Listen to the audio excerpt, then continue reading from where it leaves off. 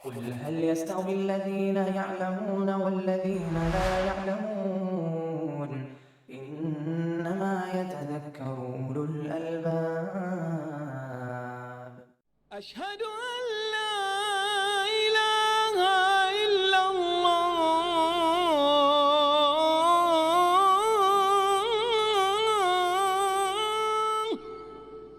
الحمد لله رب العالمين، والصلاة والسلام على نبينا محمد المبعوث رحمة للعالمين وعلى آله وأصحابه وأتباعه إلى يوم الدين. أما بعد، فباب فضل الجماعة ووجوبها. عن عبد الله بن عمر رضي الله تعالى عنهما أن رسول الله صلى الله عليه وسلم قال: صلاة الجماعة أفضل من صلاة الفرد ب27 درجة. متفق علیہ۔ یہ کتاب الصلاۃ کا دوسرا باب ہے۔ پہلا باب باب المواقیت تھا، نماز کے اوقات کے تعلق سے ہم پڑھ چکے ہیں اس باب کو۔ یہ دوسرا باب ہے جماعت کی فضیلت، پنجگانہ فرض نمازوں کو جماعت سے ادا کرنے کی فضیلت اور اس کے ثواب کا بیان، اور جماعت کے وجوب کا بیان، یعنی جماعت سے نماز پڑھنا بالغ مردوں کے لیے واجب ہے۔ ایک چیز فضیلت بھی ہو سکتی ہے، واجب بھی ہو سکتی ہے۔ فضیلت اور وجوب کے اندر منافات نہیں۔ جماعت سے نماز پڑھنا باعث فضیلت بھی ہے، اور شرعی حکم اس کا یہ ہے کہ اگر بلا عذر آدمی جماعت کو چھوڑتا ہے تو واجب کا تارک ہے، اور واجب کا تارک گنہگار ہوتا ہے اور قابل للعقوبہ سزا کا مستحق ہوتا ہے۔ صراحت کے ساتھ جماعت سے نماز پڑھنے کو مؤلف رحمۃ اللہ علیہ نے واجب گردانا ہے۔ گویا جماعت سے نماز ادا کرنا بالغ مردوں کے لیے، یعنی جو بالغ ہو چکے ہیں مرد، یہ شرط اسی لگائی جا رہی کہ عورتوں پر مسجد آنا ضروری نہیں ہے، ترغیب نہیں دی گئی ہے ان کے لیے مسجد آنے کی۔ بچوں پر جماعت فرض نہیں ہے۔ جب آدمی بالغ ہو جائے تو بلا عذر اس کو جماعت سے پیچھے رہنے کا حق نہیں ہے، گنہگار ہوگا وہ۔ اور اسی طریقہ سے امام بخاری رحمۃ اللہ علیہ نے بھی دلائل کے پیش نظر، صریح دلائل کے پیش نظر، باب وجوب صلاۃ الجماعہ، صحیح بخاری میں باب قائم کیا، جماعت سے نماز ادا کرنا واجب۔ ہر چند کے اس مسئلے میں اختلاف ہے علماء کا، کئی اقوال ہے، لیکن وہ سب کمزور اقوال ہے۔ دلیل سے جو قول مؤید ہے، صحیح قول ہے، وہ یہی ہے کہ یہ واجب عینی ہے۔ ہر مسلمان بالغ پر جس پر نماز فرض ہے، جماعت سے نماز ادا کرنا ضروری ہے، لازمی ہے، الا کہ عذر ہو جو ترک جماعت کا سبب بنتا ہو۔ مسئلے میں کئی اقوال ہے۔ جمہور اہل علم نے کہا کہ یہ سنت ہے، مالکیہ نے، حنفیہ نے، شافعیہ نے، سب نے کہا کہ سنت ہے، جمہور سنت کے قائل۔ البتہ حنفیہ اس کو سنت مؤکدہ کہتے ہیں، اور سنت مؤکدہ کا تاریخ ان کے یہاں گنہگار ہوتا ہے۔ اور ایک دوسرا قول مالکیہ کا اور شافعیہ کا یہ ہے کہ یہ فرض کفایہ ہے۔ کچھ لوگ اگر جماعت میں شامل ہو جائیں تو بقیہ لوگوں سے جماعت کا وجوب ساقط ہو جاتا ہے۔ وہ اگر جاتے ہیں تو ٹھیک ہے، ورنہ اپنے گھر میں نماز پڑھ لیں تو کوئی گناہ ان کو نہیں ہوگا۔ اور اس کے مقابلے میں ایک تیسرا قول یہ ہے کہ جماعت سے نماز ادا کرنا شرط ہے، نماز کی صحت کے لیے شرط ہے۔ یہ قول ظاہریہ کا ہے، اور اس کی تائید شیخ الاسلام ابن تیمیہ رحمۃ اللہ علیہ نے اور بعض حنابلہ نے، ابن عقیل رحمۃ اللہ علیہ نے، جو بڑے حنفی فقیہ گزرے ہیں، انہوں نے کیا کہ اگر بلا عذر کے نماز با جماعت نہیں کرتا، تنہا نماز پڑھتا ہے تو اس کی نماز باطل ہے۔ یہ قول سب سے زیادہ سخت قول ہے۔ اور چوتھا قول اس کے اندر جو حنابلہ کا اور محدثین کا ہے، امام احمد بن حنبل اور جملہ محدثین کا ہے، اور جو قول راجح ہے وہ یہ ہے کہ واجب ہے۔ بلا عذر اگر جماعت سے کوئی پیچھے رہتا ہے تو وہ گنہگار ہے، لیکن نماز اس کی ہو جائے گی، تنہا شخص کی نماز ہو جائے گی، لیکن وہ واجب کا تاریک ہوگا۔ یہ قول دلیل سے مؤید قول ہے۔ چنانچہ مؤلف نے باب وجوب کا باندھا ہے اور انشاءاللہ استدلال واضح ہو جائے گا۔ پہلی حدیث اس باب کے اندر آئی ہے عبداللہ بن عمر رضی اللہ عنہما سے، چونکہ عبداللہ اور عمر بن خطاب رضی اللہ عنہ دونوں باپ بیٹے صحابی ہیں، اس لیے رضی اللہ عنہما کہا جاتا ہے۔ اگر ایک ہی شخص ہوتے، ایک ہی صحابی ہوتا تو رضی اللہ عنہ، اور عورت ہوتی ہے تو رضی اللہ عنہا، یا دو ہیں ام سلمہ ہے اور عائشہ ہے تو رضی اللہ عنہما، کئی صحابی ہیں تو ہم رضی اللہ عنہم، کئی صحابیات ہیں تو رضی اللہ عنہن۔ بہرحال یہاں پر رضی اللہ عنہما مؤلف نے استعمال کیا اس لیے کہ عبداللہ ابن عمر بن خطاب دونوں، عبداللہ اور ان کے والد عمر بن خطاب دونوں صحابی اور دونوں مشہور ہے۔ ان سے روایت ہے کہ رسول اللہ صلی اللہ علیہ وسلم نے فرمایا صلاۃ الجماعۃ افضل من صلاۃ الفرد ب27 درجہ، جماعت کی نماز یعنی وہ نماز جو جماعت سے ادا کی جاتی ہے افضل ہے من صلاۃ الفرد، من صلاۃ الفرد، تنہا نماز پڑھنے والے کی نماز سے، ب27 درجہ، 27 درجے افضل۔ اب یہ درجہ اللہ رب العالمین کے نزدیک کتنا بلند ہے، زمین آسمان کے درمیان کا درجہ ہے یا اس سے بڑا ہے یا چھوٹا ہے، یہ تو ہم متعین نہیں کر سکتے، لیکن بہرحال لفظ درجہ بتا رہا ہے کہ بلندی ہے۔ جز نہیں کہا گیا، حصہ نہیں کہا گیا، نصیب نہیں کہا گیا، بلکہ درجہ کہا، یعنی 27 درجے بلند ہے، افضل ہے۔ 27 درجے، 27 ٹائم افضل ہے تنہا نماز پڑھنے والے کی نماز سے۔ تو آپ جیسا کہ ملاحظہ کر رہے ہیں کہ جماعت کا زبردست ثواب ہے کہ ایک شخص جو نماز پڑھتا ہے گھر میں، چاہے وہ کتنے ہی خشوع خضوع سے پڑھے، اخلاص اور اتباع سنت کے ساتھ پڑھے، اگر وہ انہی تمام شرطوں کا لحاظ کر کے جماعت سے نماز پڑھتا ہے تو گھر کی نماز کے مقابلے میں جماعت سے جو مسجد میں جماعت کی ادا ہو رہی ہے، جس کے لیے اذان دی جاتی ہے، اقامت کہی جاتی ہے، وہاں جماعت سے نماز پڑھنا 27 گنا، 27 گنا، 27 ٹائم زیادہ ہے۔ اب اگر ہر نیکی 10 گنا ہے کم سے کم، تو آپ سمجھ سکتے ہیں کہ 27 کو 10 سے ملٹیپلائی کریں گے تو 270، 270 مرتبہ یہ افضل ہوگی تنہا شخص کی نماز سے۔ تو عظیم ثواب ہوا، فضل الجماع معلوم ہو گیا، جماعت سے نماز پڑھنے کی فضیلت معلوم ہوئی، اور وجوب کی دلیل آئے گی۔ لیکن اس میں دیکھیے کہ تنہا شخص کی نماز ہو جاتی ہے، جو لوگ کہتے ہیں کہ تنہا شخص کی بلا عذر نماز نہیں ہوگی، باطل ہوگی، جیسا کہ علماء ظاہریہ اور شیخ الاسلام ابن تیمیہ رحمۃ اللہ علیہ فرماتے ہیں، اس قول پر حدیث میں رد موجود ہے کہ جماعت کی نماز افضل ہے تنہا شخص کی نماز سے۔ اس کا مطلب یہ کہ تنہا نماز پڑھنے والے کی نماز اگر صحیح نہیں ہوتی تو اس میں کوئی فضیلت نہیں ہوتی، اور جس میں کوئی فضیلت نہیں ہو پھر فضیلت والی نماز کا مقابلہ اور مفاضلت اور کمپیریزن کا کیا مطلب؟ اس کا مطلب یہ کہ تنہا پڑھنے والے کی نماز کی بھی فضیلت ہے ایک درجہ، اور جماعت سے نماز پڑھنے کا 27 درجہ۔ اس کا مطلب یہ ہے کہ 26 گنا یہ زیادہ افضل ہے، ایک درجہ برابر ہوا، اور 26 گنا 26 ٹائم یہ افضل ہے، تو اس طریقے سے 27 درجہ کہلاتا ہے۔ کیونکہ جب تک مفضل اور مفضل ہے، جس چیز کی ہم فضیلت بیان کر رہے ہیں اور جس پر بیان کر رہے ہیں، جب تک دونوں ایک اصل میں متفق نہ ہو، فضیلت ثابت نہیں کی جا سکتی۔ دو آدمی کے درمیان جو کمپریزن ہمیشہ دو آدمی کے درمیان ہوتا ہے جو ایک اصل کے اندر متفق ہو۔ اگر کہیں کہ زید عمر سے زیادہ طاقتور ہے، اقوا ہے، زید اقوا من عمر، اس کا مطلب یہ ہے کہ دونوں قوت والے تو ہیں، دونوں قوت میں شریک ہیں، البتہ زید عمر کے مقابلے میں زیادہ طاقت ہے۔ تو اگر تنہا شخص کی نماز صحیح نہیں ہوتی تو پھر مقابلہ یا کمپریزن جماعت سے نماز پڑھنے والے کا تنہا نماز پڑھنے والے سے نہیں ہو سکتا تھا۔ اس لیے یہ کہنا کہ اگر بلا عذر کے تنہا نماز پڑھتا ہے تو نماز باطل ہے، یہ قول مبرہن نہیں ہے، دلیل سے مبرہن نہیں۔ اگر آپ کہیے گا، شیخ الاسلام ابن تیمیہ رحمۃ اللہ علیہ نے وضاحت فرمائی کہ صلاۃ الفرض سے مراد منفرد کی نماز سے مراد وہ منفرد جو معذور ہو، جماعت میں نہیں آ سکتا۔ تو اگر منفرد آدمی جماعت میں حاضر ہونے سے معذور ہے اور جماعت میں آنے سے اس کو مشقت ہو رہی ہے،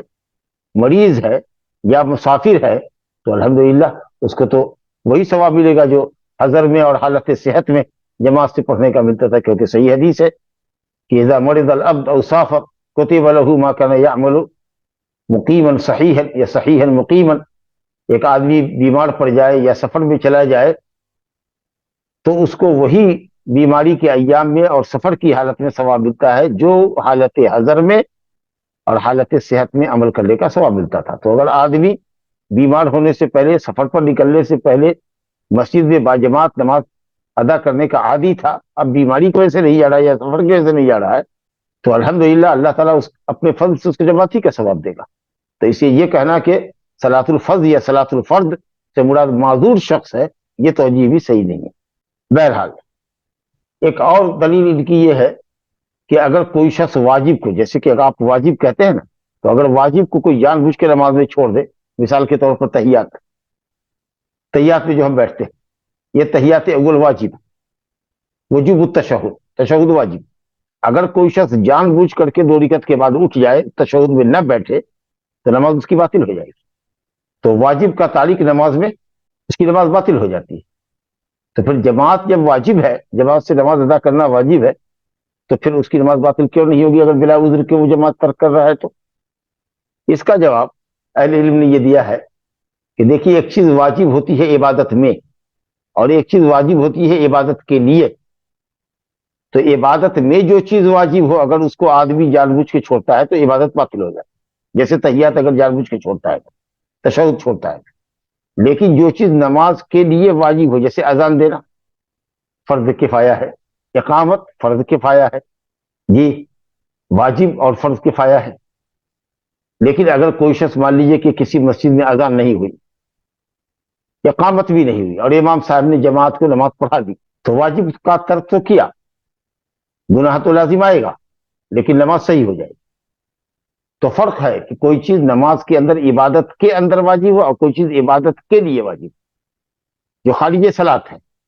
تو اگر نماز کے لیے اگر کوئی چیز واجب ہے تو اس کے ترک پر گناہ تو لگتا ہے، لیکن عبادت تو باطل نہیں ہوتی۔ نماز کے اندر، عبادت کے اندر کوئی چیز واجب ہو اور اس کو آدمی جان بوجھ کے چھوڑ دے تو باطل ہو۔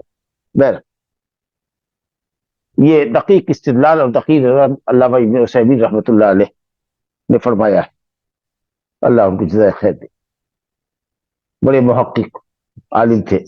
فقیہ العصر تھے رحمہ اللہ۔ تو معلوم یہ ہوا کہ صاحب تنہا شخص کی نماز جو بلا عذر پڑھتا ہے، جائز تو ہے، صحیح تو ہے، ایک گناہ اس میں ثواب ہے، لیکن جماعت سے نماز پڑھنا افضل ہے۔ اس کا مطلب کہ تنہا شخص کی نماز ہو جائے گی۔ اب جو لوگ سنت کے قائل ہے کہ پڑھے تو ثواب، نہیں پڑھے تو گناہ نہیں،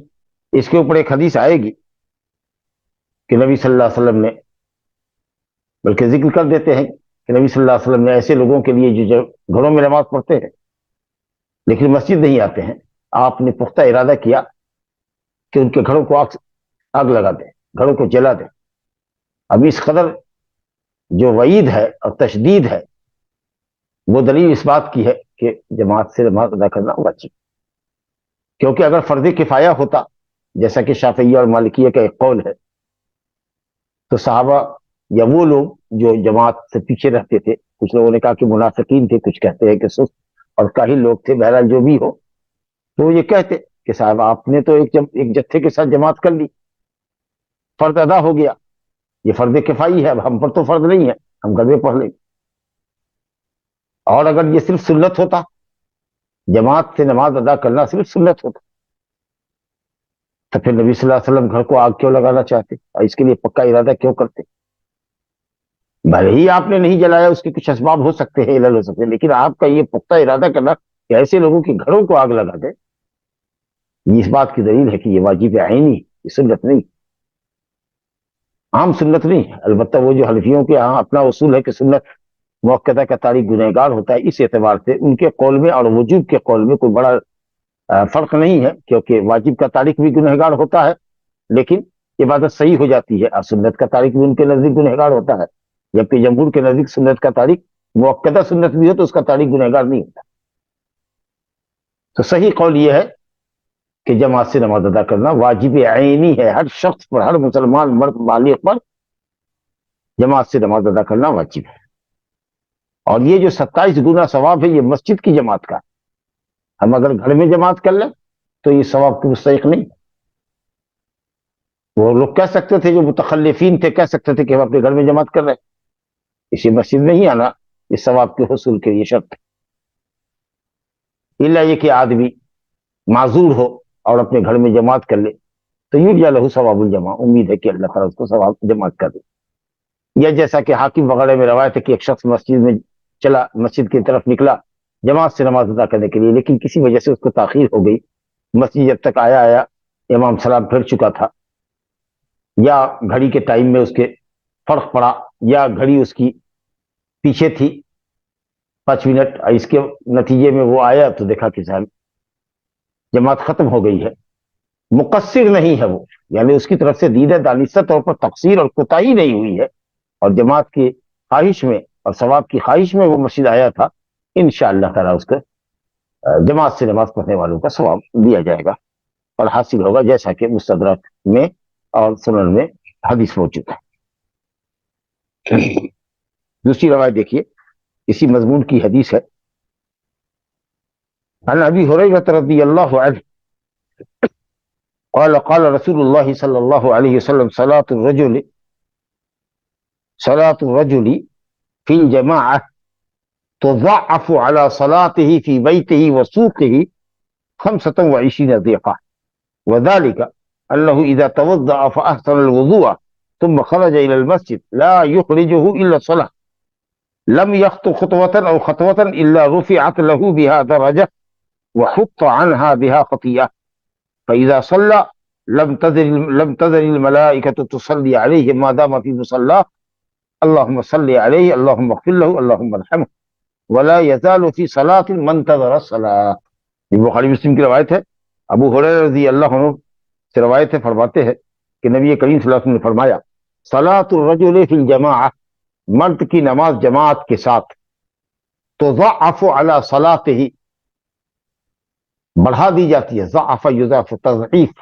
ثواب میں بڑھا دی جاتی ہے، ضعف کہتے ہیں ڈبل کرنے کو، ضعف الشیء ایک چیز اور اس کے مثل اور، تضعف مانے بڑھا دی جاتی ہے یہاں پر، اعلی صلاۃ ہی فی بیتہ ہی وسوقہ ہی، مرد کی نماز جو اس کے اپنے گھر میں تنہا ہوتی ہے یا بازار میں ہوتی ہے، بازار کا مطلب کہ اپنی تجارت کی جگہ دکان پر ہے، وہ اپنے شاپنگ سینٹر پہ وہ نماز ادا کرتا ہے، مسجد نہیں آ رہا، گھر میں تنہا پڑے یا بازار میں پڑے، مسجد نہیں آتا ہے، تو اس کے گھر کی نماز جو تنہا ادا ہو رہی ہے یا اس سوق میں بازار میں ہے اپنی دکان پہ نماز پڑھ رہا ہے، اس نماز کے مقابلے میں جو گھر میں اور بازار میں اس کی ادا ہو رہی ہے، اگر وہ جماعت سے نماز ادا کرتا ہے مسجد کے اندر، تو اس مرد کی نماز اس کے گھر میں اور مسجد میں ادا کی جانے والی نماز سے 25 درجے بلند ہے، 25 ضعفا، ضعفا مانے وہی درجہ، 25 گنا بڑھ کے۔ اب یہ 25 اور 27 کا جو فرق ہے اس میں کوئی تعارض نہیں ہے، مفہومی عدد کا اعتبار نہیں ہوتا، ہو سکتا ہے یہ اللہ کا فضل ہے، حضرت ابن عمر کی روایت میں 27 گنا ہے، 27 درجہ ہے،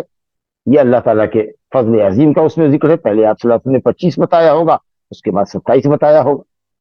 زیادہ عدد کو لے لیں تاکہ کم عدد اس کے اندر داخل ہو جائے، 25 کا عدد 27 کے عدد میں داخل ہے۔ اب بہت سارے لوگوں نے دوسری بہت ساری وجہ بتائی ہے، دور سے آتا ہو تو 27 گنا، قریب سے آتا ہو تو 25 گنا، راستہ پر خطر ہو تو 27 گنا، پورا امن ہو تو 25 گنا، راستے میں کتا ہو جو بھوکتا ہو اور اس کو وہ پار کر کے آتا ہو تو 27 گنا۔ اب یہ سب اقوال ہے لوگوں کے، مجرد اقوال ہے، لیکن یہ ہے کہ شاید پہلے 25 گنا بتایا ہوگا، اس کے بعد اللہ تعالیٰ نے مزید فضل فرمایا ہوگا۔ ہم بھی جیسے کسی کو کہیں بھائی یہ سامان بازار سے لے آؤ، تم کو ہم 25 روپے دیں گے، اور اسی سامان کو دوسرے موقع پر کسی کو کہیں کہ اسی شخص کو کہے کہ اس سامان کو لے کر کے آ جاؤ گے، جیسے پچھلے ہفتے لے کر آئے تھے، اس مرتبہ 27 روپے دیں گے، تو 25 اور 27 میں کوئی تعارض نہیں ہے، پہلے 25 دیا تھا 27 دے رہے۔ تو بہرحال یہ 25 اور 27 کا آپ نے فرق دیکھا۔ صلاۃ الرجل، اس لفظ پہ غور کیے، صلاۃ الرجل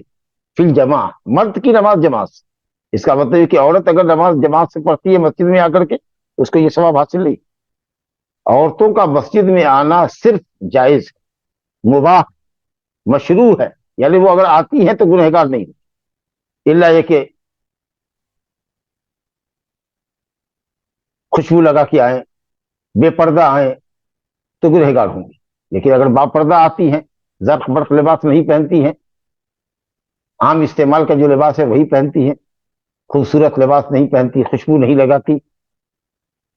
सादा तरीके से बापर्दा आती हैं, तो उनको जमात का सवाब नहीं मिलेगा, बस नमाज पढ़ के जाएगी। इसलिए भी औरतों को मस्जिद आने की जिद नहीं करनी चाहिए, बल्कि नबी सल्लल्लाहु अलैहि वसल्लम ने फरमाया वो बुयूतुहुन्ना खैरुल लहुन्ना, उनके घर उनके हक में बेहतर है। इसका मतलब है कि जमात से नमाज पढ़ने के मुकाबले में उनका घर में नमाज पढ़ना उनके लिए ज्यादा सवाब का बाइस। अब ये मक्का मदीने की मस्जिद के लिए भी यही हुक्म है, क्योंकि जाहिर है कि नबी सल्लल्लाहु अलैहि वसल्लम ने ये हुक्म जो फरमाया था औरतों के लिए कि उनके घर अफजल है,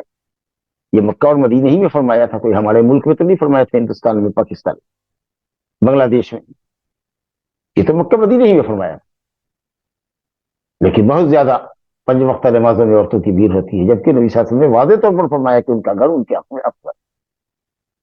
तो ये लफ्ज रजुल बता रहा है कि ये जमात की जो फजीलत है और सवाब है, ये सिर्फ उन लोगों के लिए जिनके लिए जमात की हाजिरी वाजिब है, और वो हजरात मर्द है, बालिग मर्द। तो उनकी नमाज जो जमात से अदा होती है मर्दों की, वो उनकी तनहा नमाज चाहे घर में हो या उनकी बाजार दुकान पे हो, 25 गुना अफजल है। यह अबू हुरैरा की रिवायत 25 गुना है। इब्न उमर रज़ी अल्लाह अन्हु की हदीस, जो पहली हदीस है हम पढ़ के आ चुके हैं, उसमें 27 गुना है, तो 27 का आदद हम लेंगे। कहते वज़ालिका, ये फजीलत क्यों है, ये फजीलत जमात से नमाज पढ़ने वाले को क्यों है? कहा वज़ालिका, वो इस वजह से है ये मुज़ाअफत कि अन्नहु इज़ा तवद्दअ फअहसन वज़ू, बंदा जब वजू करता है तो अच्छा वजू करता है, उम्दा तरीके पर वजू करता है। ये अच्छा वजू क्या है? मशरू तरीके पर वजू करना, जो सुन्नत से साबित है, सुन्नत सही है के मुताबिक। और उसमें भी इस बागे वजू, अगर हर आदमी को 3-3 मरतबा धोए, सिवाय सर के कि उसमें एक ही मरतबा, क्योंकि सर में मस है और मस में तखफीफ मतलूब, तो 3-3 मरतबा अगर आज़ाए वजू को धोता है तो ये अफजल वजू है, तो अच्छी तरह से वजू करता है। सुम्मा खरज इलल मस्जिद, फिर वो वजू करके घर से मस्जिद निकलता है। इसका मतलब ये हुआ कि वजू करना घर में अफजल है मस्जिद में वजू करने से। आम लोगों की आदत है सीधे मस्जिद को आ गए, घर से भी जो लोग आ रहे हैं अल्लाह हिदायत दे उनको सीधे मस्जिद में आ जाते हैं, यहाँ के बैतुल खला को इस्तेमाल करते, इस्तिंजा खाने को इस्तेमाल करते, भीड़ लगी होती है, वजू खाने में एक दूसरे का इंतजार करते हैं। हालांकि घर से आने वाले हजरात अगर है वो अगर तहारत घर में कर ले, वजू कर ले, तो बड़ा अजीम सवाब, जैसा कि हम पढ़ेंगे इस हदीस से। तो वजू करते हैं अच्छी तरीके से सुन्नत के मुताबिक, तुम खरज इलल मस्जिद, फिर वो मस्जिद को निकलता है। ला युखरिजुहु इल्ला सलाह, मस्जिद आने की वजह, घर से निकलने की वजह सिर्फ मस्जिद में जमात से नमाज अदा करना है, किसी तिजारत के लिए नहीं निकले या रियाकारी के लिए नहीं निकले कि लोग देख ले कि हम नमाजी हैं, जमात से नमाज पढ़ रहे हैं। सवाब के लिए निकले, सवाब के लिए निकले, मस्जिद में बाजमात नमाज अदा करने के मकसद से निकले। अब इसके साथ और भी मकसद है कि नमाज के बाद दर्स होगा, तो उस दर्स में शरीक होंगे, तो अल्हम्दुलिल्लाह सवाब में कमी नहीं होगी। लेकिन बुनियादी मकसद और नीयत जमात से नमाज अदा करने की हुई, इन्नमल अमालु बिन्नियात ला युखरिजुहु इल्ला सलाह। तो अब वो आदमी जो घर से पाकी हासिल करके चला है, बावजूद चला है, और मस्जिद में नमाज अदा करने की नीयत से बाजमात चला है, बाजमात नमाज अदा करने की नीयत से निकला है, तो फरमाते हैं नबी सल्लल्लाहु अलैहि वसल्लम कि लम यख्तु खतवतन इल्ला रुफिअत लहु बिहा दरजा, तो वो नहीं उठाता है कोई कदम, खतवा या खुतवा दोनों पढ़ा जाता है। खुतवा असल में फेल हुआ, कदम उठाना, और खतवा एक मरतबा। तो जब मरतबा, जितनी मरतबा वो पांव उठाता है, और खतवा कहते हैं मा बैनल कदमैन, वो दूरी जो 2 कदमों के दरमियान होती है, चलने वाले के दरमियान जो दूरी होती है, जब आदमी चलता है, एक कदम रखता है, एक कदम उठाता है, फिर रखता है, फिर उठाता है, तो 2 कदमों के दरमियान जो दूरी होती है उसको खतवा कहते हैं। तो फरमाया कि हर एक कदम के ऊपर एक दर्जा उसका बुलंद होता है, दर्जा रुफिअत लहु बिहा दर्जा। इसका मतलब कि दर्जा का मतलब ये बुलंदी, अल्लाह ताला उसको बुलंदी अता फरमाता। वहुत्ता अन्हु बिहा खतिया, और अल्लाह ताला इसी कदम की बरकत से उसके गुनाहों को मिटाता है। 2 फायदा है, एक तो सवाब हासिल होता है, दर्जात की बुलंदी होती है, मतलूब हासिल हो रहा है सवाब, और दूसरे मकरूह जाहिल हो रही है, यानी गुनाह की گناہ جو ناپسندیدہ ہے جس کا انجام بھیانک ہے، اس سے اللہ تعالیٰ ہم کو بچا رہا ہے۔ تو رفع درجات اور تکفیر سیئات، درجات کی بلندی اور گناہوں کی مغفرت، یہ دونوں فائدہ حاصل ہو رہا ہے باوضو ہو کر گھر سے نکلنے کا۔ کتنا بڑا ثواب! اور ظاہر ہے کہ جس کا گھر جتنی دوری سے ہے، جتنے قدم وہ ناپ کے آ رہا ہے، اتنا زیادہ اس کا ثواب ہے۔ اسی اہل علم نے کہا کہ تقارب خطا، چھوٹے چھوٹے قدموں سے آگے۔ اب یہ بھی نہیں کہ تکلف کرے کہ بالکل قدم کو ایک قدم سے سٹا کر کے چلے، بلکہ اٹھائے، جو عام چال ہے چلے، لیکن بہت لمبی چھلانگ نہ لگائے، چھوٹے چھوٹے قدموں سے آتا ہے، انشاءاللہ اس کو یہ ثواب ملے گا۔ اور اگر دور سے آ رہا ہے تو گاڑی سے آتا ہے، بائک سے آتا ہے، یا چار چکے سے آتا ہے، تو اہل علم نے کہا کہ اگر واقعی آنا گاڑی سے اس کی ضرورت ہے تو پھر چکے کا ایک ٹائر، ایک چکا جو ایک راؤنڈ گھومتا ہے، وہ ایک قدم کے قائم مقام۔ لیکن بالکل مسجد کے بازو میں گھر ہے، 1 منٹ 2 منٹ کی دوری سے وہ آ سکتا ہے مسجد میں، لیکن طرف آرام اور آشائش کی طلب سے وہ گاڑی نکالو، بھائی گاڑی چلتے ہیں، اے سی گاڑی ہے چلے گی، مسجد اے سی ہے، تو اہل علم نے کہا کہ شاید یہ جو کسل نفسی ہے اس کی، شاید اس کی وجہ سے وہ اس اسپیشل ثواب کو مستحق نہیں ہوا، کیونکہ اس کو کوئی ضرورت نہیں، تو اس کو آنا چاہیے۔ لیکن اگر دور سے آ رہا ہے تو نبی صلی اللہ علیہ وسلم نے ایک شخص کو کہا تھا جو ایک کنارے سے مسجد نبوی کے ایک کنارے سے آ رہا تھا، مدینے کے ایک کنارے سے، کہا کہ گھوڑا خرید لیتے، گدھا خرید لیتے، تاکہ ہر سے، رمضہ سے، کانٹے وغیرہ سے، ریت گرم ہوتی ہے، کانٹے دار زمین ہے، کنکریلی پتھریلی زمین سے تم کو گزرنا پڑتا ہے، گدھا خرید لیتے تو اس سے آ جاتے۔ الحمدللہ اگر ضرورت ہو تو انشاءاللہ اس پر بھی ثواب ملے گا، لیکن اگر ضرورت نہیں ہے، مسجد کے بازو میں رہتے ہیں، 1 منٹ 2 منٹ کے بعد آ سکتے ہیں، کوئی پریشانی لاحق نہیں ہے، تو آدمی پیدل آئے، تاکہ 2 قدم کے درمیان کی جو مسافت ہے، جس کو خطوہ کہا جا رہا ہے، اس لفظ کی رعایت ہو سکے، جو حدیث میں لفظ آیا۔ تو لم یخط خطوۃ، نہیں وہ ایک قدم کو اٹھاتا ہے، مگر اس سے ایک درجہ اللہ بلند کرتا ہے، گراتا ہے، اس سے ایک گناہ معاف کرتا ہے، یہ فضیلت ہوتی ہے۔ فَإِذَا صَلَّى لَمْ تَزَلِ الْمَلَائِكَةُ تُصَلِّي عَلَيْهِ، جب وہ نماز پڑھ لیتا ہے، فرض ادا کر لیتا ہے، تو جب تک ما دام فی مصلی ہو، اپنے مصلی پر جب تک وہ بیٹھا ہوتا ہے، اب مصلی سے کسی نے یہ کہا کہ وہ جگہ جہاں اس نے جماعت سے نماز پڑھی ہے، اب بعض لوگ اہل علم نے کہا، اور انشاءاللہ یہ قول جانے چاہیے، کہ مسجد کے کسی بھی حصے میں وہ جب تک بیٹھا ہوا ہے، ذکر و تسبیح میں، سنت میں، یا واعظ و بیان سن رہا ہے، یا ایک دوسری نماز کا انتظار کر رہا ہے کہ ظہر کے لیے آئے ہیں تو عصر پڑھ کے جائیں گے، یا مغرب کے لیے آئے ہیں تو عشاء پڑھ کے نکلیں گے، تو جب تک وہ مسجد میں نماز کے انتظار میں بیٹھا ہوتا ہے، ثواب دیکھیے، فَإِذَا صَلَّى، جب آدمی نماز پڑھ لیتا ہے، تو لم تزل الملائکۃ تصلی علیہ، تو فرشتے، ملائکہ، ملک کی جمع، فرشتے اس پر صلاۃ بھیجتے رہتے ہیں، ما دام فی مصلی، جب تک وہ اپنے مصلی پر ٹھہرا ہوتا ہے، ما دام فی مصلی، یعنی اس کے مصلی پر ٹھہرنے کی مدت بھر فرشتے اس کے لیے صلاۃ بھیجتے ہیں۔ کیا کہتے ہیں؟ اللہم صلی علیہ، اللہ اس پر صلاۃ بھیج، اللہم اغفر لہ، اللہ اس کے گناہوں کو چھپا اور گناہوں سے درگزر کر دے، اس کو معاف کر دے اس کے گناہ، اللہم ارحمہ، اللہ اس پر رحم فرما، ظاہر ہے کہ رحم سے مراد دنیا اور آخرت دونوں جگہ رحم مراد ہے، تو 3 لفظ ہوا، اللہم صلی علیہ۔ بعض اہل علم نے کہا کہ فرشتے کا نمازیوں کے لیے صلاۃ بھیجنے کا مطلب ہے دعائے رحمت اور مغفرت، لیکن یہاں 3 لفظ الگ الگ ہے، اللہم صلی علیہ، اللہم اغفر لہ، اللہم ارحمہ، اس کا مطلب ہے کہ صلاۃ کچھ الگ چیز، تو اللہم صلی علیہ جب فرشتے نے کہا کہ اللہ اس بندے پر صلاۃ بھیج، اس کا مطلب یہ کہ اللہ اس کا ملأ اعلیٰ میں ذکر فرما، فرشتے کے درمیان ذکر فرما، جیسا کہ ابو العالیہ الریاحی رحمۃ اللہ علیہ جو کبار تابعین میں سے ہیں، انہوں نے کہا کہ صلاۃ اللہ علی النبی کا مطلب یہ ہے کہ ذکرہ تعالی عند الملائکہ وثناؤہ علیہ، فرشتے کے سامنے اللہ اپنے نبی کا ذکر بلند کرے، آپ کی تعریف کرے، تو اللہم صلی علیہ، انشاءاللہ یہی معنی یہاں بھی ہے کہ اللہ تعالیٰ اس بندے کا ذکر فرشتوں کے درمیان فرما، اور مزید آگے کہنا ہے، فرشتے دعا کرتے ہیں اللہم اغفر لہ، اللہ تعالیٰ اس کے گناہوں کو چھپا دے اور معاف کر دے، یعنی اس کو رسوائی سے بچا دے، کیونکہ غفر جو ہے نا، اصل میں بھی غفر لوہے کی ٹوپی کو کہتے ہیں، جو سر کو چھپاتی بھی ہے، ڈھانپتی ہے، اور وار سے بچاتی بھی ہے، تو اس کے گناہ کو معاف کر دے، لیکن عیب پر پردہ دے کر، اللہم ارحم، اللہ تعالیٰ اس پر رحم فرما، ولا یزال فی صلاۃ منتظر الصلاۃ، اور ایسا شخص جب تک نماز کے انتظار میں ہے، پہلے پہنچ گیا مثال کے طور پر 2 رکعت یا 4 رکعت جو بھی اس کو موقدہ یا غیر موقدہ، سنت راتبہ یا غیر راتبہ نفل اس نے پڑھنا تھی وہ پڑھ لی اس نے، ابھی 10 منٹ 7 منٹ 8 منٹ بچا ہوا ہے، جماعت میں ذکر و اذکار میں لگا ہوا ہے، نماز کے انتظار میں یا نماز کے بعد اگلے نماز کے انتظار میں۔ اب یہ نہیں کہ ٹائم پاس کرنے کے لیے مسجد میں بیٹھا ہوا ہے کہ کہاں جائے، کوئی جگہ نہیں ہے گھومنے کی، کوئی کام نہیں ہے تو بیٹھ جاؤ، نہیں، وہ اس لیے بیٹھا ہوا ہے کہ نماز پڑھ کے جائے گا۔ تو جب تک نماز کے انتظار میں بیٹھا ہوا ہے وہ، چاہے نماز شروع ہونے سے پہلے بیٹھے یا نماز کے بعد بیٹھے، نماز پڑھنے والے کا ثواب اس کو ملتا رہتا ہے۔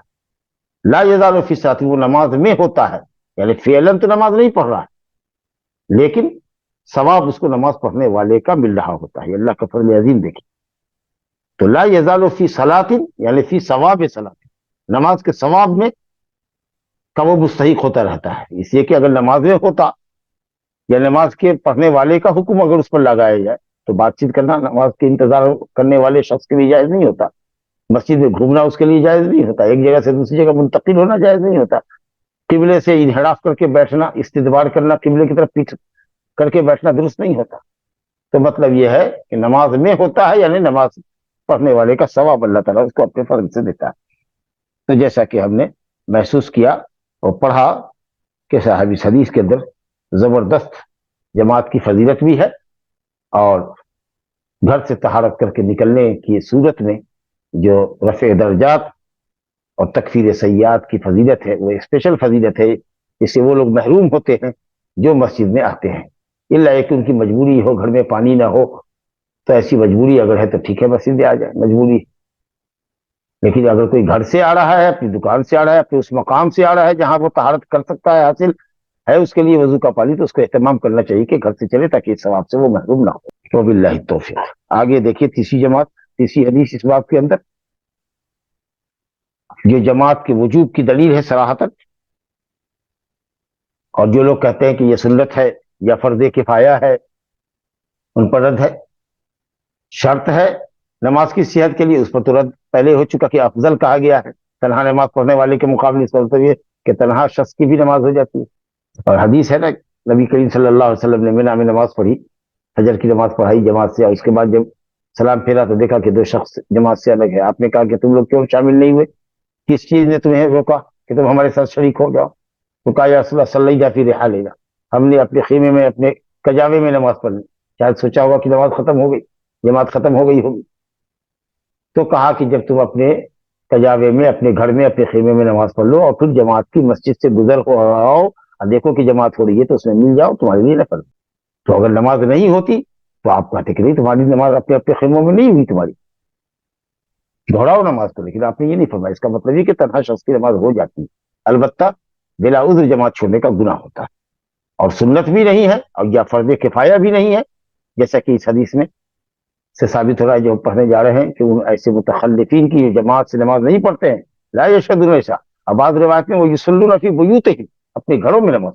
تو کچھ لوگ کہتے ہیں کہ منافقین کے لیے ہے، کہتے ہیں کہ منافقین کب گھر میں نماز پڑھنے والے تھے، ان کا تو مقصد ریاکاری تھا، دکھانا مقصد تھا، تو اس لیے یہ وہ لوگ تھے جو سست اور کاہل تھے، جو مسجد میں نہیں آتے تھے، بلا عذر کے تاخیر کرتے تھے، تو آپ نے ان کو دھمکایا، لڑایا۔ اور ابو ہریرہ رضی اللہ عنہ سے روایت ہے، دیکھیے فرمایا رسول اللہ صلی اللہ علیہ وسلم نے ان اثقل الصلاة علی المنافقین صلاۃ العشاء وصلاۃ الفجر، کہتے ہیں کہ منافقین پر سب سے بھاری نماز، سب سے بوجھل نماز عشاء کی اور فجر کی نماز، یہ تو تمام نمازیں ان کے اوپر بوجھل۔ وَإِذَا قَامُوا إِلَى الصَّلَاةِ قَامُوا كُسَالَىٰ يُرَاءُونَ النَّاسَ وَلَا يَذْكُرُونَ اللَّهَ إِلَّا قَلِيلًا، جب بھی نماز کے لیے اٹھتے ہیں تو من پر بوجھ لے کر اٹھ، شوق اور رغبت سے نماز نہیں پڑھتے، طبیعت کو بوجھل کر کے نماز پڑھتے ہیں، خوش دلی سے نہیں پڑھتے، کیونکہ خوش دلی تو وہاں نہ ہوگی جب آدمی رغبت کی نماز پڑھے گا۔ جو کام آدمی بلا رغبت کرے گا تو اس کو تو حارج ہی کرتا ہے، بددلی سے کرتا ہے۔ لیکن یہ خاص 2 نمازیں عشاء اور فجر کی، یہ چونکہ اندھیرے میں ہوتی تھی اور اس زمانے میں یا آج کل کی طرح لائٹ مسجد میں نہیں تھی، تو ان کا جو مقصود تھا کہ ریا، دکھانا کہ بھئی ہم بھی مسلمان ہیں، دیکھو ہم بھی نماز با جماعت پڑھ رہے ہیں، تو وہ مقصود ان کا حاصل نہیں ہو رہا تھا، مسجد تاریخ ہونے کی وجہ سے یا اندھیرا ہونے کی وجہ سے، کیونکہ مسجد میں صرف ایک آدھ چراغ کہیں جلتا رہا ہو تو جلتا رہا ہو، تو اس اندھیرے کا وہ فائدہ اٹھاتے تھے اور مسجد میں نہیں آتے کیونکہ ریاکاری ان کو حاصل نہیں ہو سکتی۔ دوسرے یہ ہے کہ عشاء کا جو وقت ہوتا ہے وہ ابتدائی نوم کا ہوتا ہے، سونے کا شروعاتی وقت ہوتا ہے، اور فجر کا وقت انتہائی نوم کا ہوتا ہے، اور اس وقت کی نیند اور میٹھی ہوتی ہے، تو اس لیے چلو پڑے ہوئے ہیں، بعد میں اٹھ کے دیکھا جائے گا۔ تو آپ نے فرمایا کہ تمام نمازوں میں سب سے بوجھل یہی نماز ہے،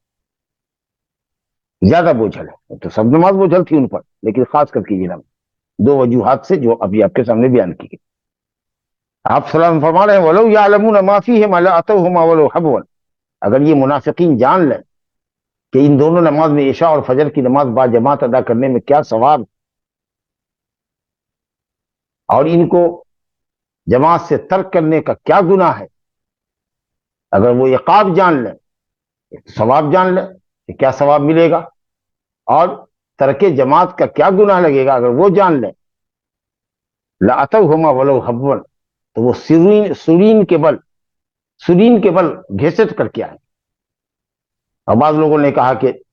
حبون وہ ہے جو گھٹنے اور ہاتھ کے بل چلتا ہے، جیسے بچہ چلتا ہے، بعض کو دیکھا ہوگا کہ سرین کے بل، چوتر کے بل گھسٹ کے چل رہا ہے، اس سے طاقت لگا کے آگے بڑھ رہا ہے۔ کیا یہ مسلمان کے لیے؟ نہیں، ارے مسلمان تو رغبت سے آتا ہے، وہ کیوں سرین کے بل آئے گا، کیوں گھٹنے کے بل آئے گا، وہ تو شوق و رغبت سے آئے گا، پورے نشاط کے ساتھ آئے گا۔ یہ منافقین کے لیے۔ آگے دیکھیے، جماعت سے نماز ادا کرنا واجب ہے۔ وَلَقَدْ حَمَمْتُ، یعنی ہم نے ارادہ کیا ہے، ہم میں عزم ہے، میرا پختہ ارادہ ہے کہ ان آمر بالصلاۃ فتقام، کہ میں نماز پڑھانے کا کسی کو حکم دوں اور نماز قائم کر دی جائے۔ ثم آمر رجلا فیصلی بالناس، پھر ایک شخص کو ڈپوٹ کروں، حکم کروں کہ وہ لوگوں کو نماز پڑھائے۔ ثم انطلق معی برجال،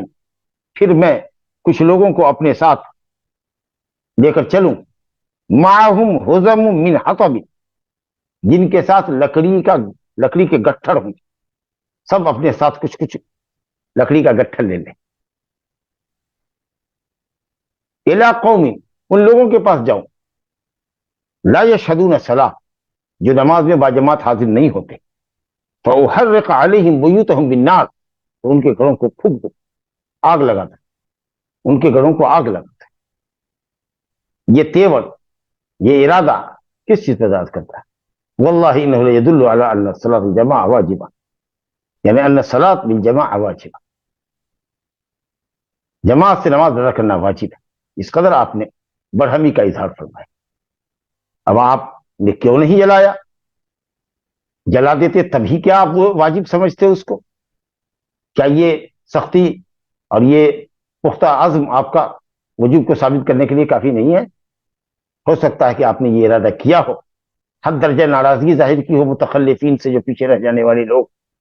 اللہ نے اجازت نہیں دی۔ اور ایک روایت میں آیا ہے مسند احمد وغیرہ میں، لولا النساء والذریہ، اگر عورتیں اور بچے نہ ہوتے گھروں میں جن پر جماعت واجب نہیں ہے، مسجد میں جن کی حاضری مطلوب نہیں ہے،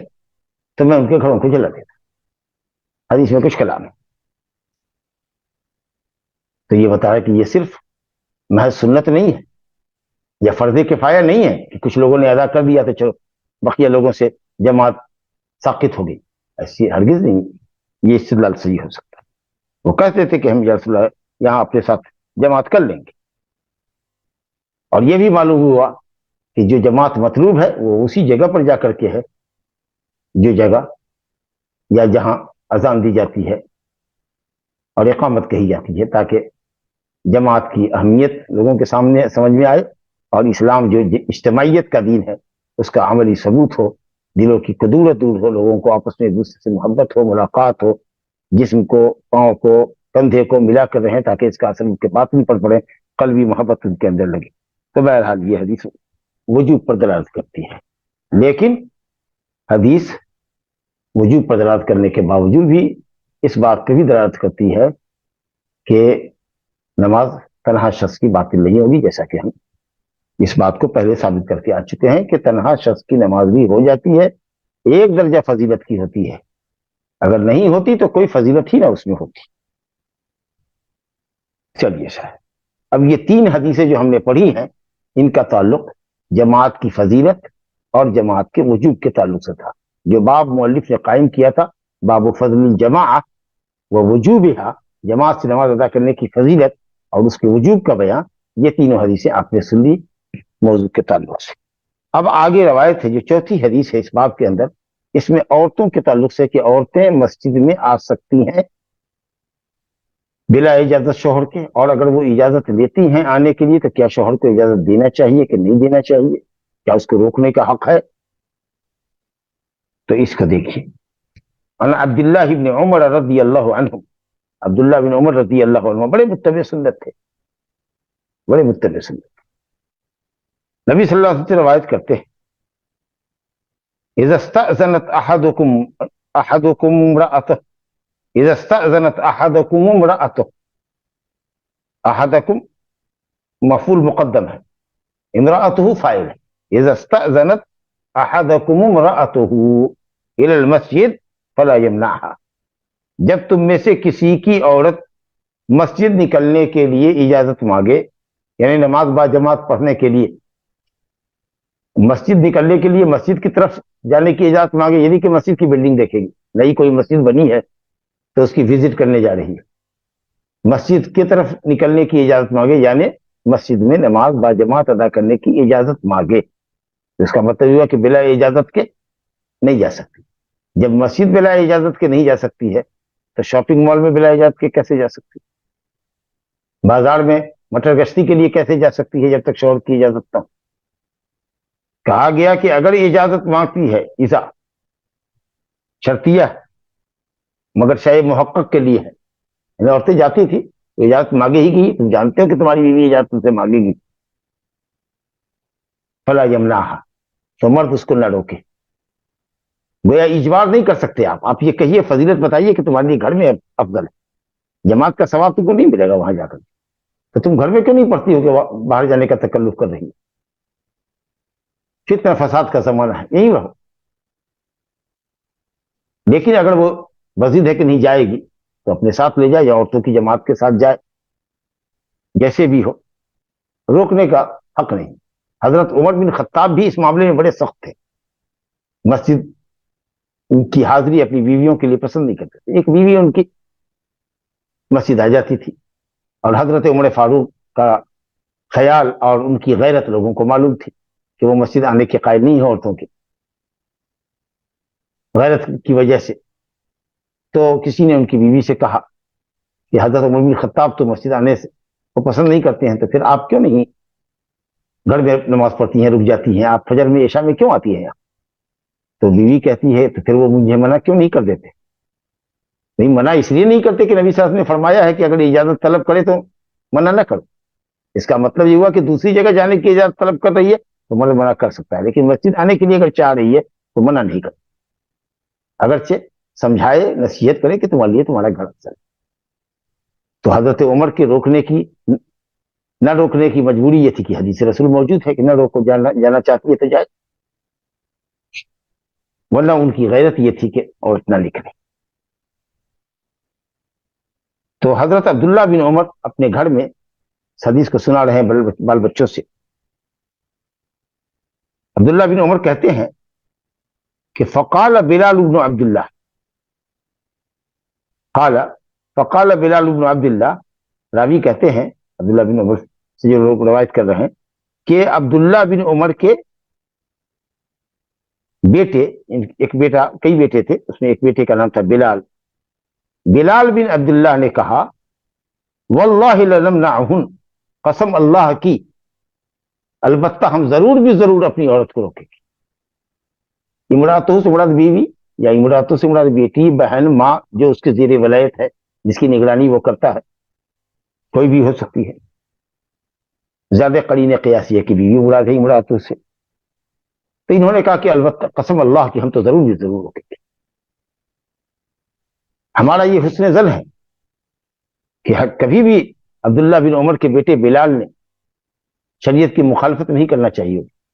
یا ان کے پیش نظر شریعت کی مخالفت نہیں تھی. جو حالات پیدا ہو گئے تھے کہ زمانے میں اب تغیر آ گیا ہے، نبی صلی اللہ علیہ وسلم کے عہد کی عورتیں نہیں ہیں، اب ذرا زرخ برخ لباس پہننے لگی ہیں، خوشبو لگا کے جانے لگی ہیں، جو مطلوبہ شرائط ہیں باہر نکلنے کے، مسجد میں جانے کے، وہ شرط کو فالو نہیں کر رہی ہیں۔ خود حضرت عائشہ رضی اللہ عنہا نے نبی صلی اللہ علیہ وسلم کے وفات کے بعد عورتوں کی جو حالت دیکھی تو آپ نے کہا کہ اگر یہ صورتحال، خراب صورتحال نبی صلی اللہ علیہ وسلم دیکھتے اپنی زندگی میں تو میرا گمان یہ ہے، میں یہ سمجھتی ہوں کہ نبی صلی اللہ علیہ وسلم ان کو ضرور روک دیتے، منع کر دیتے۔ یہ ٹھیک ہے کہ آپ نے نہیں دیکھا، آپ نے منع نہیں کیا، تو حضرت عائشہ کون ہوتی ہیں منع کرنے والی؟ وہ منع نہیں کر سکتی تھی، تو حالات بدل گئے تھے، اور جب تب اتنے حالات بدلے ہوئے تھے کہ جس کی وجہ سے حضرت عائشہ نے برہمی کا اظہار کیا، اور یہ بلال بن عبداللہ بن عمر مخالفت کر رہے ہیں نکلنے کی، ان حالات کے پیش نظر، ورنہ شریعت کی مخالفت ہرگز پیش نظر نہ رہی ہو۔ لیکن جو جملہ استعمال کیا ہے والد محترم سے حدیث سننے کے بعد، واللہ لنمنعہن، قسم اللہ کہ ہم کو ضرور روکیں گے، بظاہر یہ لگتا ہے کہ یہ غلط لفظ استعمال ہو گیا، غلط لفظ استعمال ہو گیا کہ ہم ضرور روکیں گے۔ اس کا مطلب سیدھا یہ ہو رہا ہے کہ آپ نص کی مخالفت کریں، دلیل کی مخالفت کریں، اور یہی حضرت عبداللہ بن عمر نے سمجھا کہ یہ ہماری جو ہم نے رسول اللہ کی حدیث سنائی ہے اس کی مخالفت کر رہا۔ نتیجہ یہ ہوا کہ ہے صاحب، فاقبل عبداللہ بن عمر بیٹے کی طرف متوجہ ہوئے، اپنے چہرے سے رخ کیا اس کی طرف، فسبہ سبا سیئا، انتہائی بری گالی اپنے بیٹے کو دی، ما سمعتہ سبہ مثلہ قط، کبھی بھی ایسی گالی انہوں نے کبھی اس سے پہلے نہیں دی تھی۔ اب کیا گالی تھی؟ بعض حدیثوں میں آتا ہے کہ کہا کہ اللہ سبحانہ وتعالیٰ کی لعنت ہوتی، لعنت کی گالی تھی، اور ایک مسلمان کے لیے لعنت آپ سمجھ سکتے ہیں اس قدر بڑا فروختہ ہو گئے، حالانکہ حضرت عبداللہ بن عمر کی عبادت، ان کا زہد، ان کا تقوی سب معلوم، لیکن یہ جو جملہ کہا واللہ لمن، قسم اللہ کہ ہم اپنی عورتوں کو ضرور مت جانے سے روکیں گے، تو ان کو لگا کہ بالکل صریح حدیث کی مخالفت کر رہا ہے میرا بیٹا،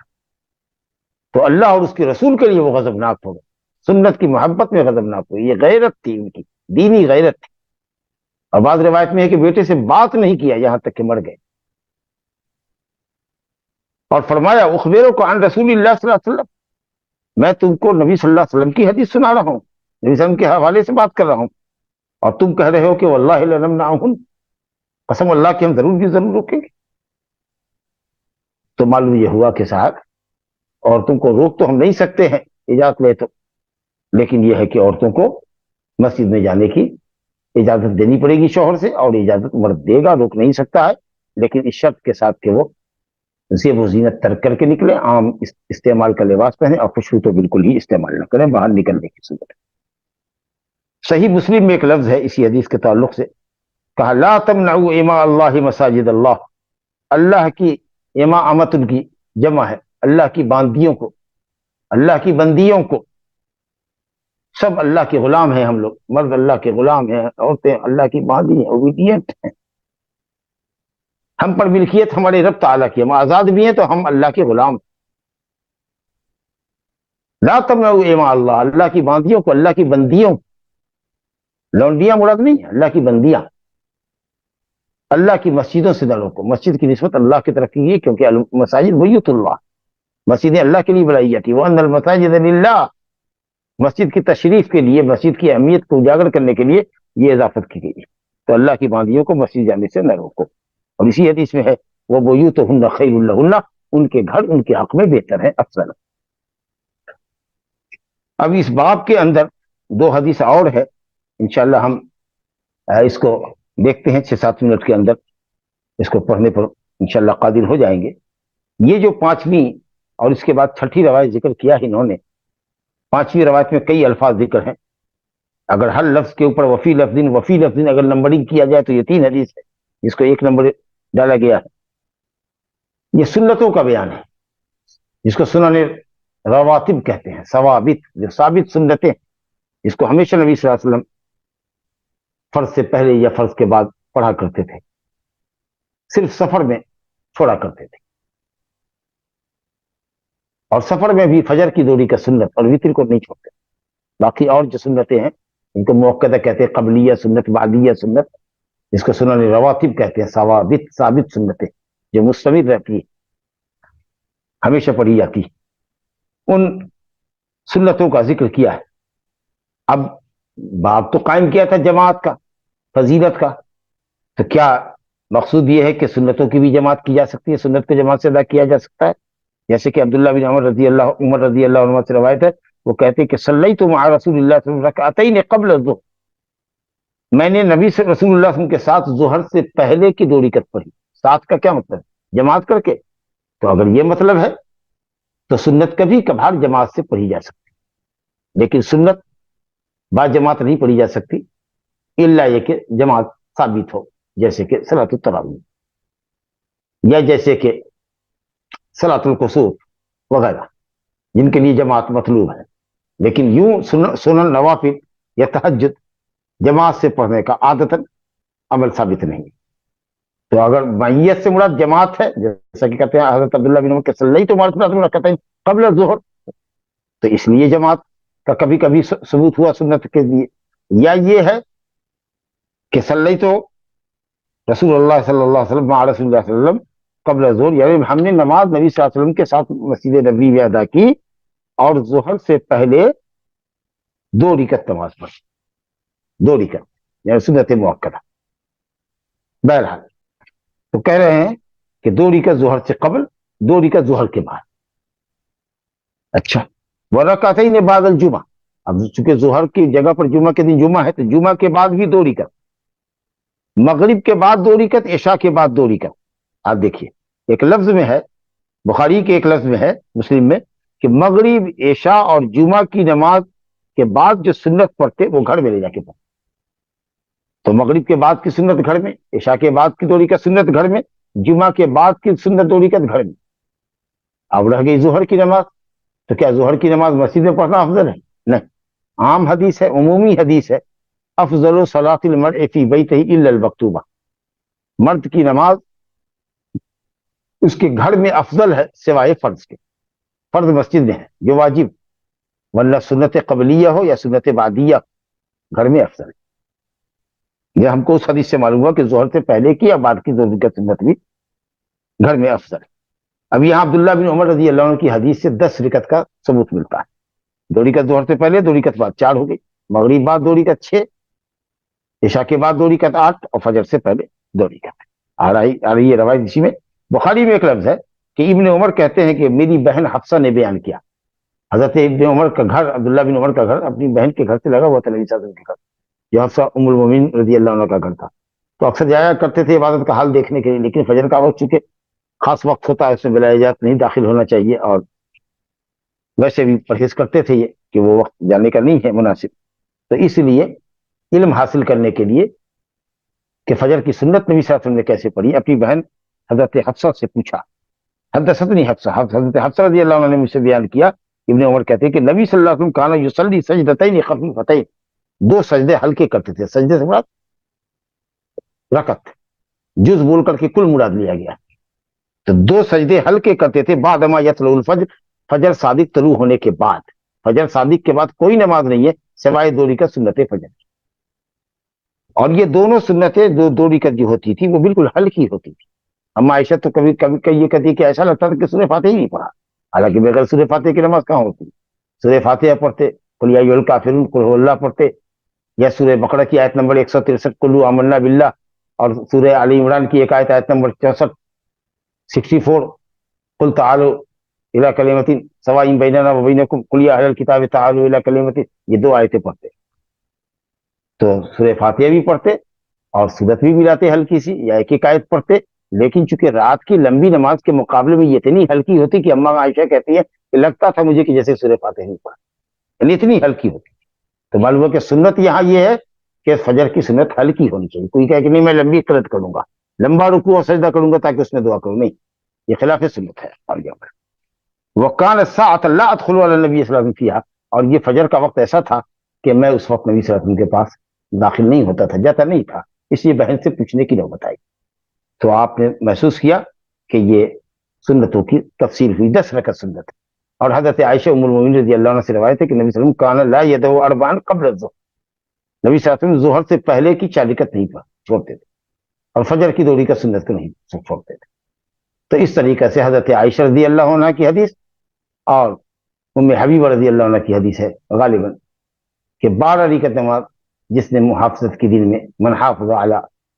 12 رکعت فی یوم او کما قالت بن اللہ له بیتا فی الجنہ، تو اللہ تعالیٰ اس کے لیے جنت میں گھر بنائے گا۔ تو بہرحال 4 اور 2 میں کوئی اختلاف نہیں ہے، کبھی 2 پڑھا کبھی 4 پڑھا، قولی روایت ہے من صلی یا کان یصلی اربعا لا یدعو اربعا، تو 4 بھی پڑھتے تھے 2 بھی پڑھتے تھے، افضل ہے 4، افضل ہے 4 کیونکہ ظاہر ہے کہ 2 کے مقابلے میں 4 افضل ہے، لیکن 2 رکعت پر سلام کرنا چاہیے۔ تو یہ سنت ہے۔ یہ کیوں لائے جماعت کے باب میں؟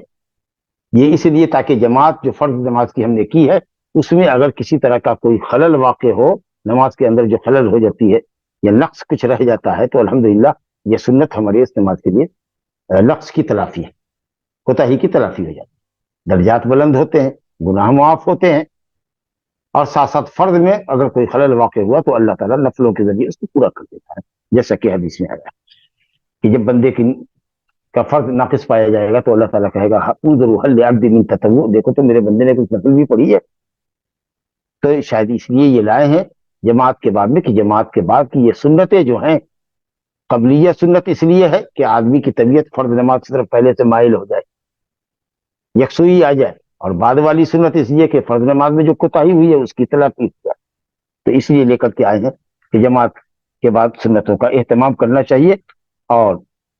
اس کی ادائیگی کو یقینی بنانا چاہیے۔ اور ایک حدیث اور ہے کہ صاحب نبی کریم صلی اللہ علیہ وسلم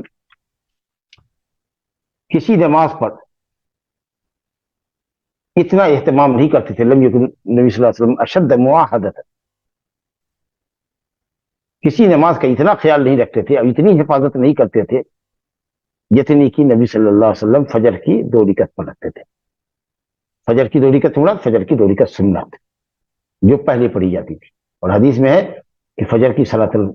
یہ رکعت الفجر جو ہے، رکعت الفجر خیر من الدنیا وما فیہا، دنیا اور دنیا کی ہر چیز سے بھی تو عظیم ثواب ہے فجر کی 2 رکعت سنت کا۔ تو نبی کریم صلی اللہ علیہ وسلم سنتوں کی بڑی محافظت کرتے تھے، اس میں خاص کر فجر کی جو سنت ہے وہ تمام سنن مؤکدہ میں سب سے اہم ہے۔ ھذا وباللہ التوفیق۔ اسی طریقے سے جو جمعہ کے بعد کی 2 رکعت کا ذکر ہے تو فی بیت ہی آپ جا کے پڑھتے تھے، مسجد سے نکل کے گھڑی میں آپ سنت پڑھا کرتے تھے۔ اور بعض روایت میں ہے کہ من صلی الجمعہ، یا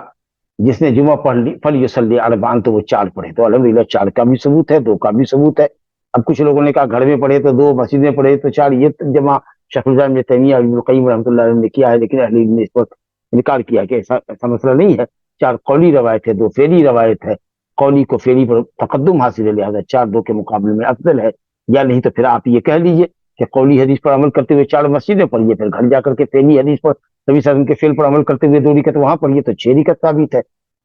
یہ فرق کرنا کہ مسجد میں پڑھو تو 4 اور گھر میں پڑھو تو 4، یہ تو آپ صلی اللہ علیہ وسلم سے ثابت نہیں کہ آپ نے یہ تفریق کی ہو۔ بہرحال تو یہ سنن رواتب کہلاتی ہیں، سنن مؤکدہ جس کو کہتے ہیں۔ اللہ تعالیٰ ان کی بھی پابندی کرنے کی ہم کو توفیق عطا فرمائے۔ ھذا باللہ التوفیق، صلی اللہ علیہ نبینا محمد وآلہ وصحبہ اجمعین۔ خیرن شیخ، تمام بھائیوں سے ریکویسٹ ہے کہ اور بہنوں سے سوال ٹائپ کریے انشاءاللہ۔ جی، اگر آفس کا وقت ایسا ہے کہ ظہر اور مغرب کی نماز پڑھنے کا وقت تو مل جاتا ہے مگر عصر کی نماز کا وقت نہیں ملتا، تو ایسے شخص ظہر کے ساتھ عصر کو جمع کرے یا وہ عصر کی نماز قضا پڑھے؟ عصر کی نماز کو عصر کے وقت میں ہی پڑھے گا، قضا نہیں پڑھ سکتا وہ۔ مغرب میں عصر کی نماز نہیں جا سکتی کیونکہ یہ دن کی نماز ہے، وہ رات کی نماز۔ آفس میں ہی پڑھے گا، وقت نکال کر کے وہ اسی وقت پڑھے گا، کہیں بھی پڑھے گا۔ اگر مسجد جانے کی اجازت نہیں ہے کمپنی کی طرف سے، معذور ہے وہ، تو اسی میں مسجد میں نماز، اپنے آفس میں نماز پڑھے گا، لیکن پڑھنا ہوگا۔ یومیہ دونوں نمازوں کو اکٹھا کرنے کی اجازت نہیں دی جا سکتی، اور اگر آفس میں بھی آفس والے نماز پڑھنے کی اجازت نہیں دیتے ہیں یا کہتے ہیں کہ ہمارے پروٹوکول یا آفس کے قوانین کے خلاف ہے، تو اس شخص کو چاہیے کہ ملازمت چھوڑ دیں، لیکن نماز کو قضا نہیں کر سکتا۔ جی، جزاک اللہ خیر شیخ۔ میں ہر ویک باہر جاتا ہوں تو کیا میری نماز سفر والی نماز ہوگا، 2 رکعت والا؟ ہوگی۔ اگر ہر روز آپ باہر جاتے ہیں، شہر سے باہر جاتے ہیں، اتنی مسافت جاتے ہیں جس پر سفر کا اطلاق ہوتا ہے، آپ کا دل مطمئن ہے کہ آپ سفر میں ہیں، تو آپ جمع بین صلاتین بھی کر سکتے ہیں اور قصر بھی کر سکتے اگلا سوال ہے شیخ، وہ عورتیں جو حج کرنے کی جاتی ہے ان کی نماز ہوٹل کے روم میں افضل ہے یا جماعت کے ساتھ خانہ کعبہ یا مسجد نبوی میں؟ ہیں۔ ہاں، اختلاف ہے لوگوں کا، لیکن بہتر یہ ہے کہ ہوٹل کے کمرے ہی میں افضل ہے۔ اور جی اگر 1 لاکھ نماز کا ثواب ملتا بھی ہوگا، اگر مان لیجئے ملتا بھی ہوگا، تو یہ کمیت تعداد میں ہے، لیکن کیفیت کے اعتبار سے باوزن نماز اس کی افضل نماز اس کے گھر میں یا جہاں وہ ٹھہری ہوئی ہے پردے کے ساتھ۔ آپ کمیت اور کیفیت سمجھ لیجیے، تعداد میں تو ٹھیک ہے 1 لاکھ نماز کا برابر ہے، 1 لاکھ 1 گرام 1 لاکھ ہے کسی کے پاس مثال کے طور پر، اور کسی کے پاس 1 کنٹل سونا ہے، تو یہ ہوا کہ آپ کے پاس تو 1 گرام کا 1 لاکھ پیس ہے یا 1,000 پیس ہے، اور اس کے پاس 1 کنٹل ہے، تو ظاہر ہے کہ 1 کنٹل یا کئی کنٹل کا جو وزن اس کے پاس ہے وہ آپ کے 1000 ٹکڑے 1 گرام کے ٹکڑے سے بہتر۔ حالانکہ ظاہری حدیث یہ بتا رہی ہے کہ نبی صلی اللہ علیہ وسلم نے یہ حدیث مکہ مدینہ میں فرمائی تھی کہ اے عورتوں کو نہ روکو مسجد آنے سے، لیکن ان کا گھر ان کے لیے حتمی بہتر ہے، تو جو وہاں کی رہنے والی ہے وہ یا جو وہاں زیارت کرنے والی ہے وہ حج کے ارکان ادا کریں، طواف صحیح کریں، اس کے بعد 2 رکعت نماز پڑھیں، اور اس کے بعد اگر نماز کا وقت ہوتا ہے تو ظاہر ہے کہ وہیں پڑھ لیں، لیکن یہ کہ ہر نماز کے لیے دور سے آ رہی ہیں اور بھیڑ سے واسطہ ہوتا ہے، دیگا بشتی ہو رہی ہے، ٹکرا رہی ہیں اور اختلاط مردزن ہو رہا ہے، تو اس سے بچنے کی ضرورت ہے،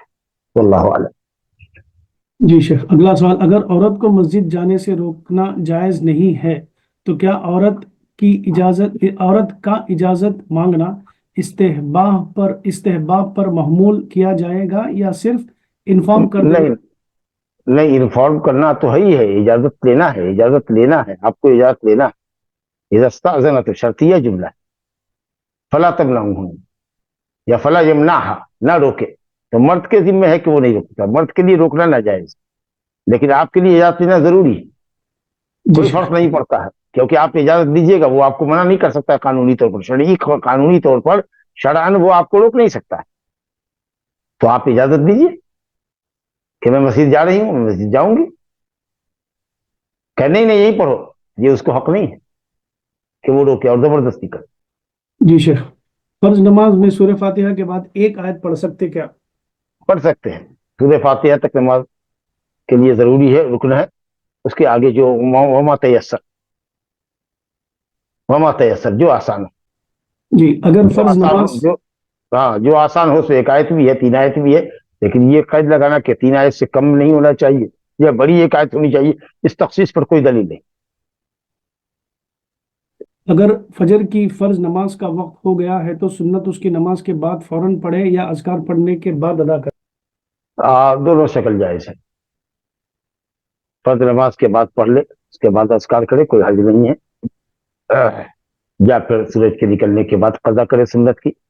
دونوں طریقہ ہے، لیکن اگر اندیشہ ہے کہ وہ بھول جائے گا یا فجر کے بعد کام میں کہیں نکل جاتا ہے، پڑھنے کا موقع نہیں ملے گا، تو بہتر ہے کہ فجر کے بعد ہی وہ سنت کو پڑھے۔ سجدے میں تسبیح کے بعد اردو زبان میں دعا کر سکتے کیا فرض اور سنت کی نمازوں میں؟ علماء نے جواز کا فتویٰ دیا ہے، اگر عربی میں دعائیں یاد نہیں ہیں یا مسنون دعائیں یاد نہیں ہیں جو آپ کی ضرورت کے مطابق ہو، حالانکہ ربنا آتنا فی الدنیا حسنہ، دنیا کی ہر بھلائی اس کے اندر داخل ہے، لیکن پھر بھی اگر آپ کی طبیعت آسودہ نہیں ہو رہی ہے جب تک کہ کچھ کہہ نہ دے کہ اللہ تعالیٰ میرا بیٹا نیٹ پاس کر جائے، تو اگر یہ کہنا ضروری ہی ہے آپ کو، تو آپ اپنی زبان میں بھی انشاءاللہ تعالیٰ دعا کر سکتے ہیں۔ جی، انشاءاللہ یہ آخری سوال ہوگا، سفر میں کیا سنت بھی پڑھنا چاہیے؟ نہیں پڑھنا چاہیے، سوائے فجر کی سنت کے تو دونوں کا سنت موقدہ میں، لیکن صلاۃ الضحیٰ ہے، چاشت کی نماز ہے، یا کسی کی عادت ہے تہجد پڑھنے کی، تو یہ سب نمازیں پڑھ سکتا ہے، لیکن سنن موقدہ کے اندر سنن رواتب ثابت جو سنت ہے جس کو ہمیشہ مطلب پڑھا کرتے تھے، اس میں صرف فجر کی 2 رکعت سنت اور وتر مسافر پڑھے گا، باقی سنن قبلیہ بعدیہ کوئی نہیں۔ لا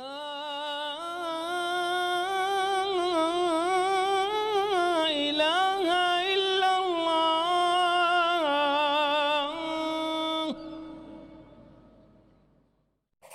قل هل يستوي الذين يعلمون والذين لا يعلمون